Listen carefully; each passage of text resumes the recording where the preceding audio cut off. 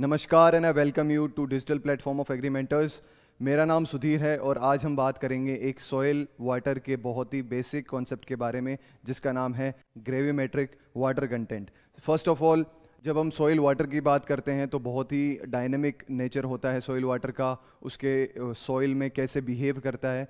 तो soil measurement के दो बेसिक टाइप्स होते हैं, एक होता है डायरेक्ट मेथड, एक होता है इनडायरेक्ट मेथड। जब अपन डायरेक्ट मेथड की बात करते हैं तो उसमें एक ही मेजर टाइप होता है जिसको अपन कहते हैं ग्रेविमेट्रिक वाटर कंटेंट, या इसका दूसरा नाम है थर्मोग्रेविमेट्रिक वाटर कंटेंट। दोस्तों, इसके लिए आपको टॉपिक में बहुत सारी कॉमन जो इसके पीछे साइंस है, जो क्लैरिटी है, वो दोस्तों बीच में नहीं होती है। तो हम इस पे फोकस करेंगे कि आपको एनिमेटिक व्यू से इस ग्रेविमेट्रिक वाटर कंटेंट या जो स्टैंडर्ड सॉइल वाटर मेजरमेंट का एक टाइप है उसके बारे में समझ में आए। ठीक है, तो दोस्तों शुरू करते हैं। सबसे पहले इसको अपन कहते हैं मास वेटनेस। मास वेटनेस बेसिकली क्या है? मास वेटनेस है कि जब हम सॉइल में से एक कंपोजिशन, एक piece of soil sample, first of all हम क्या करते हैं, सबसे पहले सॉइल फील्ड में गए हम और एक ऑगर से अपन ने सॉइल सैंपल एक्सट्रैक्ट कर लिया। लेट्स से उस सॉइल सैंपल वो मॉइस्ट सॉइल सैंपल था। ठीक है, जो मॉइस्ट सॉइल सैंपल था उसका अपन ने एक बार के लिए वेट कर लिया कि वो 500 ग्राम्स है। ठीक है, तो ये क्या कहना चाहता है मास वेटनेस, कि पूरा जो मास ऑफ वाटर है per unit oven dried soil मास। अब वो कैसे अपन लेते हैं, कौन सा मेथड है, लैब मेथड है या फील्ड मेथड है, उसके पीछे की साइंस क्या है, क्यों हम इसको एक स्टैंडर्ड टेम्परेचर पे बॉईल करते हैं, एक स्टैंडर्ड टेम्परेचर पे हीट करते हैं और कितने टाइम तक करते हैं, उसके पीछे की पूरी साइंस क्या है, अपन आने वाले स्लाइड्स में समझेंगे। इसको ये basically mass of water upon mass of dry soil इसको कहते हैं अपन। ठीक है, ये आपको याद रख लेना है। ठीक है, उसके बाद में इसको ग्रेविमेट्रिक वाटर कंटेंट कहते हैं मास वेटनेस को। इसको या तो अपन फ्रैक्शन के फ्रैक्शन या परसेंटेज के बेसिस पे अपन इसको इवेल्युएट कर सकते हैं। परसेंटेज मींस वो 30% है मॉइस्चर या 40% है, या अपन इसको 0.3 या 0.4 फ्रैक्शन के बेसिस पे भी इसको इवेल्युएट या डिटरमाइन कर सकते हैं। ये सबसे स्टैंडर्ड मेथड है। ठीक है, क्योंकि वो बहुत ही ज़्यादा एक्यूरेट होता है और इसको डायरेक्ट मेथड के अंडर में यूज़ करते हैं। ये एक दोस्तों डायरेक्ट मेथड है। ठीक है, ये याद रखना है अपने को, और इसका फॉर्मूला है ये जो अपन लास्ट स्लाइड में पढ़ेंगे। ठीक है, सबसे पहले अपन बात करेंगे कि हम बात कर रहे हैं ग्रेविमेट्रिक वाटर कंटेंट को डिटरमाइन करने की। ठीक है, तो इसमें कितना टेम्परेचर पे अपने को इसको हीट करना है और कितना टाइम लगेगा वो अपन स्लाइड टू स्लाइड पढ़ते हैं। सबसे पहले ये एक ओवन ड्राइंग मेथड है और आपको ये आइडिया है कि ओवन ड्राइंग जो मेथड है वो सबसे सिंपल और सबसे commonly used gravimetric water content एक टाइप है। ठीक है, अब ये एक लैब एनालिसिस का पार्ट है। और ये लैब एनालिसिस का पार्ट क्यों है? क्योंकि सब जानते हैं कि ओवन को तो हम फील्ड में ले जा नहीं सकते। ऑल राइट, इसलिए आपको बिल्कुल भी कंफ्यूज होने की जरूरत नहीं है। डायरेक्टली क्वेश्चन पूछ लिया जाता है कि gravimetric water content is a lab method और ए फील्ड मेथड, तो आप क्या बोलोगे? It is a lab method. Secondly, इसके बाद बात करते हैं अपन कि एक स्टैंडर्ड रेंज रखी जाती है 105 टू 110 डिग्री सेल्सियस।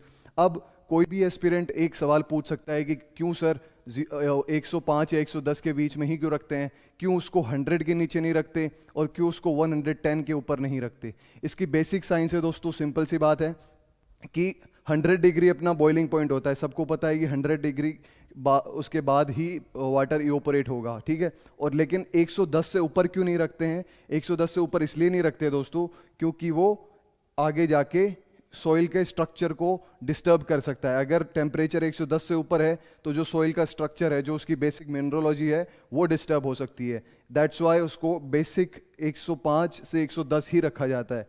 अब जो दूसरी चीज़ आती है दोस्तों इसके बीच में, वो आता है कि वो स्टैंडर्ड 24 आवर्स अपन उसको ओवन ड्राई करते हैं। अब 24 आवर्स डिपेंड करता है दोस्तों कि आपकी सॉइल टाइप क्या है।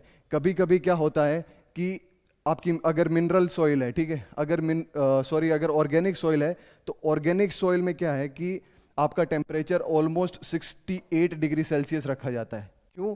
क्योंकि इसके ऊपर ऑर्गेनिक मैटर डिकम्पोज होना शुरू हो जाता है। ठीक है, इसके बाद आपका ये डिपेंड करेगा कि 24 आवर्स अगर आपकी सैंडी सॉइल है तो उसमें कम भी टाइम लग सकता है, अगर क्ले सॉइल है तो उसमें ज़्यादा टाइम लगता है। बट फील्ड कंडीशंस में बेसिकली ये देखा जाता है कि जो सॉइल टाइप है वो सबका इंटरमिक्स होता है। दैट्स वाई हम उसको as an safe option 24 hours रखते हैं। ठीक है, अगर वो आपकी कोर्स सॉइल है तो उसमें 4 to 5 आवर्स में ओवन ड्राइंग कंप्लीट हो जाती है। अगर वो क्ले सॉइल है तो 16 to 20 आवर्स में वो ओवन ड्राई हो जाती है। ओवन ड्राई होने का मतलब क्या है दोस्तों? सिंपल सी चीज़, आप बेसिक्स लैंग्वेज में ये बोलोगे कि ओवन ड्राइंग वो सॉइल जिसको मैंने ओवन में रख दिया और वो कंप्लीटली ड्राई हो गई। बट इसके आगे भी एक पॉइंट जान लो दोस्तों कि ओवन ड्राइंग मेथड वो होता है कि कंप्लीटली ड्राई, जब हम कोई भी सॉइल को कंप्लीट ड्राई कर देते हैं और अगर इसको नेचुरल या एनवायरनमेंट में रखते हैं तो जो एनवायरनमेंट है इसके अंदर जो वेपर प्रेजेंट है, वाटर वेपर प्रेजेंट है, वो उसको एब्जॉर्ब करेगा। ये जो सॉइल है ये वाटर वेपर को एब्जॉर्ब करना शुरू कर देगी, बिकॉज ये बहुत ज़्यादा डेफिसिट है वाटर में। ठीक है, इतना वाटर की डेफिशिट होती है, मतलब उसमें बिल्कुल भी वाटर का कोई पोर्शन नहीं बचता। ठीक है, डायरेक्ट क्वेश्चन पूछा जाता है यहाँ से, ASRB नेट में भी इस बार क्वेश्चन पूछा था। तो ये टॉपिक बहुत ही बेसिक है, इसलिए हम आपके लिए लेके आए हैं। अब हम इसको कैलकुलेट कैसे करेंगे? सिंपल सी कैलकुलेशन भी पूछी जाती है जनरल एग्जाम्स में और ASRB नेट और SRF इवन एग्जाम्स में भी, कि डायरेक्ट आपको gravimetric water content, mass of water दे देंगे, मास ऑफ सॉइल दे देंगे और आपको कैलकुलेट करने का बोलेंगे। बहुत ही बेसिक एग्जांपल देते हैं।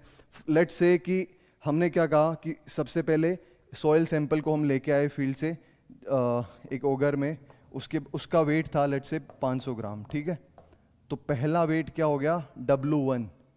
W1 क्या था? Weight of soil sample. All right दोस्तों, उसके बाद में W2 क्या था? W2 है आपका weight of oven dry sample. तो आपका फॉर्मूला क्या है? W1 minus W2 upon W2। That means कि सबसे पहले आपका क्या आ गया?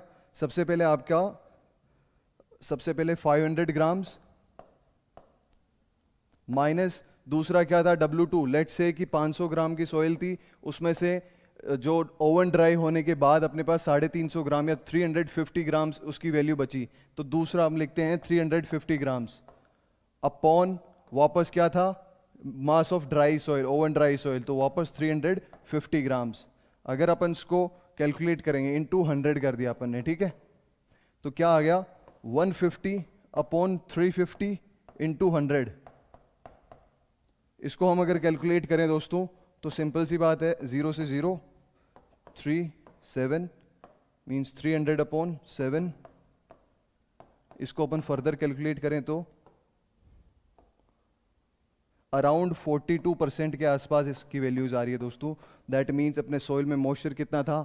42%। बिल्कुल सिंपल सा मेथड है कि सबसे पहले 500 ग्राम मॉइस्ट सैंपल का वेट ले लिया, उसके बाद ओवन ड्राई सैंपल का वेट ले लिया, नीचे वापस ओवन ड्राई सैंपल का वेट इनटू 100, और उसको अपन फर्दर कैलकुलेट करेंगे तो अपना मॉइस्चर कंटेंट की वैल्यूज आ जाएगी। अब ये बहुत ही बेसिक टॉपिक था, लेकिन इसकी जो पीछे की साइंस है कि 105 डिग्री एग्जैक्टली को रखते हैं।